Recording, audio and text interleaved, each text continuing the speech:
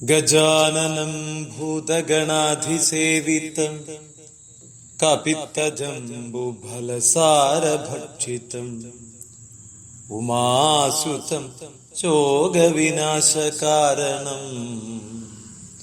നമാമി വിഘ്നേശ്വരപാദപങ്കജം. ഗീതാമാധുര്യത്തില് അർജുനന്റെ ഒരു ചോദ്യമാണ്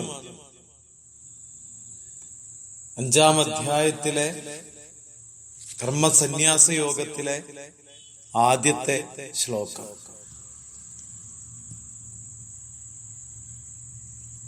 ചോദ്യം കർമ്മസന്യാസത്തെയും തുടർന്ന് കർമ്മയോഗത്തെയും അങ്ങ് പ്രകീർത്തിക്കുന്നു. ഇതിലേതാണ് ശ്രേയസ്കരം എന്നായിരുന്നു ചോദ്യം. സ്വാഭാവികമായിട്ടും നമ്മൾ ഓരോരുത്തരും ഈ ഒരു ഭാഗം ആ ചോദ്യം കേൾക്കുമ്പോൾ എന്തായിരിക്കും ഭഗവാൻ അതിന് ഉത്തരം പറഞ്ഞിട്ടുണ്ടാവുക എന്ന് ആകാംക്ഷയോടെ കാത്തിരിക്കാറുണ്ട്. എനിക്ക് തോന്നുന്നു നമ്മളെല്ലാം ആകാംക്ഷയോടെയാണ് അതിന്റെ ഉത്തരം അറിയാൻ കാത്തിരിക്കുന്നത്. ഭഗവാൻ അതിന് മറുപടി പറഞ്ഞത് 2-ാമത്തെ ശ്ലോകത്തിലൂടെയാണ്. എന്തായിരുന്നു? ശ്രീ ഭഗവാൻ ഉവാച. ഭഗവാൻ പറഞ്ഞു. എന്താ പറഞ്ഞിരിക്കുന്നതെന്നറിയോ? സന്യാസ കർമ്മയോഗ ച. കർമ്മസന്യാസവും കർമ്മയോഗവും ഉഭൗ നിശ്രേയസകരവും, രണ്ടും മോക്ഷത്തിലേക്കുള്ള വഴിയാണ് എന്റെ പ്രിയപ്പെട്ട അർജുന.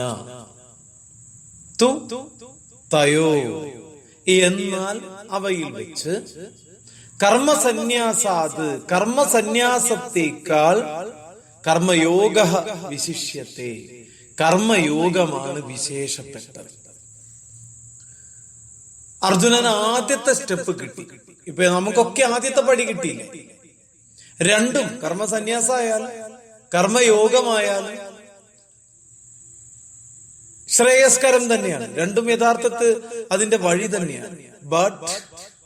പക്ഷേ കർമ്മസന്യാസത്തെക്കാൾ കർമ്മയോഗമാണ് വിശേഷപ്പെട്ടത്. ഇതായിരുന്നു ഭഗവാന്റെ മറുപടി. അപ്പോ ആ മറുപടി അർജുനന് ചെറുതായിട്ടൊരു ബോധത്തിലേക്ക് കൊണ്ടുവന്നെത്തിച്ചു എന്നുള്ള, നമ്മളെല്ലാവരും ആ ബോധത്തിൽ എത്തിയിട്ടുണ്ട്. അർജുനന്റെ ഇപ്പോഴത്തെ മാനസികാവസ്ഥ പരിഗണിച്ചിട്ട് ഭഗവാൻ കർമ്മസന്യാസത്തെക്കാൾ കർമ്മയോഗമാണ് വിശേഷപ്പെട്ടതെന്ന് പറഞ്ഞു കൊടുക്കുക. എന്താ കാരണം? ഒരു കർമ്മയോഗിയുടെ അടുത്ത ഘട്ടമാണ് കർമ്മസന്യാസം.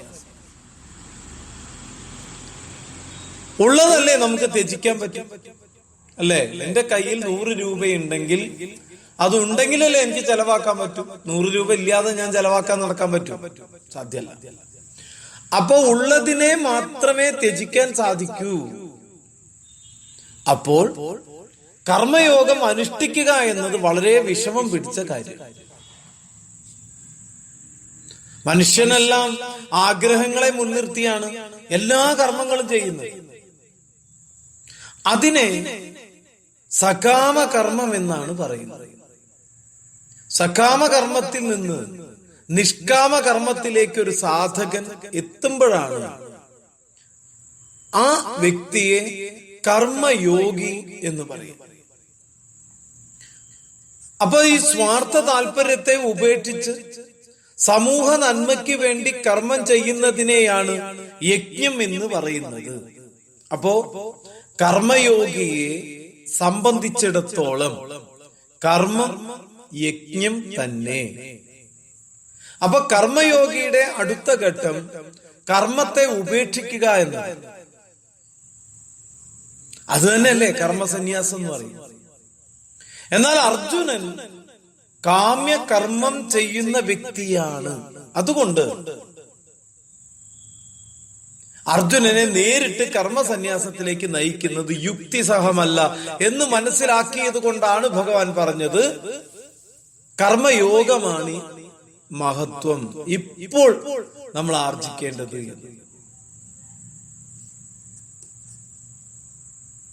അപ്പൊ സ്വന്തം കാര്യത്തിന് വേണ്ടി മാത്രം കർമ്മം ചെയ്യുക എന്ന സ്വാർത്ഥപരമായ നിലപാടാണ് ഇപ്പോൾ അർജുനൻ സ്വീകരിക്കുന്നത്. അതുകൊണ്ടാണ് ബന്ധുക്കളോടും ഗുരുനാഥന്മാരോടും യുദ്ധം ചെയ്യാൻ വിഷമമുണ്ടെന്ന് അർജുനൻ പറഞ്ഞത്. യുദ്ധം ചെയ്യുക എന്നത് അർജുനന്റെയും പാണ്ഡവന്മാരുടെയും മാത്രം കാര്യമൊന്നുമല്ല. നേരെ മറിച്ച് അതിന് പവിത്രമായ ഒരു ലക്ഷ്യവും ഉണ്ട് എന്നർത്ഥം. അപ്പൊ ധർമ്മത്തെ സംരക്ഷിക്കാൻ അധർമ്മത്തിനെതിരെയുള്ള യുദ്ധമായിട്ടാണ് ഭഗവാൻ കുരുപാണ്ഡവ യുദ്ധത്തെ കാണുന്നത്. അർജുനൻ ഹസ്തിനപുരത്തിലെ രാജസിംഹാസനത്തിന് വേണ്ടി മാത്രമല്ല യുദ്ധം ചെയ്യുന്നത് എന്നർത്ഥം. ഏറ്റവും മഹത്തായ ധർമ്മത്തിനു വേണ്ടിയുള്ള യുദ്ധമാണ് താൻ ചെയ്യുന്നതെന്നുള്ള ബോധം അർജുനനിൽ ഉണ്ടാക്കുവാനാണ് ഭഗവാൻ പരിശ്രമിക്കുന്നത്. ശ്രീ ഭഗവാൻ വാച സംന്യാസ കർമ്മയോഗശ്ച നിശ്രേയസ്സകരാവുഭൗ തയോസ്തു കർമ്മസന്യാസാത് കർമ്മയോഗോ വിശിഷ്യത്തെ. ഭഗവാൻ ഈ ഒരു ശ്ലോകമാണ് ആദ്യത്തെ ഉത്തരമായിട്ട് അർജുനന് കൊടുക്കുന്നത്. ഈ ശ്ലോകത്തിൽ പ്രയാസങ്ങളൊന്നുമില്ല. സന്യാസ കർമ്മയോഗശ്ച നിശ്രേയസ്സ കരാവുഭൗ, അത് ശ്രദ്ധിക്കണം. തയോസ്തു കർമ്മസന്യാസാത് കർമ്മയോഗോ വിശിഷ്യത്തെ. എളുപ്പമായിട്ട് പഠിക്കാവുന്ന ഒരു ശ്ലോകം. കർമ്മസന്യാസവും കർമ്മയോഗവും രണ്ടും മോക്ഷത്തിലേക്കുള്ള വഴികളാണ്. സന്യാസ കർമ്മയോഗ എന്ന് കൃത്യമായിട്ട് ഭഗവാൻ പറയും. എന്ന ശ്രേയസ്കരം വിശേഷപ്പെട്ടത് കർമ്മയോഗം. എന്തുകൊണ്ട്? നമുക്ക് എല്ലാവർക്കും അറിയാം, സന്യാസം എന്ന് പറയുന്നത് ഒരു ത്യജിക്കലാണ്. കർമ്മയോഗം എന്ന് പറയുന്നത് പ്രവൃത്തിയാണ്. അപ്പോ ഉള്ളതിനെ ആദ്യം കർമ്മയോഗം ഉണ്ടാക്കിയെടുക്കുകയും പിന്നീട് അതിനെ ത്യജിക്കുകയും ചെയ്യുമ്പോഴാണ് കർമ്മസന്യാസി ആവുന്നത് എന്നർത്ഥം. സിമ്പിൾ. ആ ചടുലമായ ഭാവമാണ് ഇവിടെ സൃഷ്ടിക്കപ്പെടുന്നത്. ഞാൻ പറഞ്ഞു വന്നത് കർമ്മസന്യാസവും കർമ്മയോഗവും തീർത്തും രണ്ടാണ് എന്ന് ബോധ്യപ്പെടാൻ. പലപ്പോഴും നമ്മളിത് ഒന്നാണോ എന്ന് തെറ്റിദ്ധരിക്കാറുണ്ട്. അല്ല, ഇത് രണ്ടും രണ്ടാണ് എന്ന ബോധത്തിലേക്ക് നമുക്ക് എത്താൻ സാധിക്കുക എന്നതിന് തന്നെയാണ് പ്രാധാന്യം. അപ്പൊ ആ ഒരു ഭാവം നമ്മളിൽ ഉറഞ്ഞും നിറഞ്ഞും നിൽക്കട്ടെ എന്ന കൃത്യമായ ഭക്തിയോടെ ഇന്നത്തെ പഠനം ഇവിടെ പൂർത്തീകരിക്കുന്നു. നാളെ നമുക്ക് വീണ്ടും കാണാം. ഗീതൈവ പരമോധർമ്മ.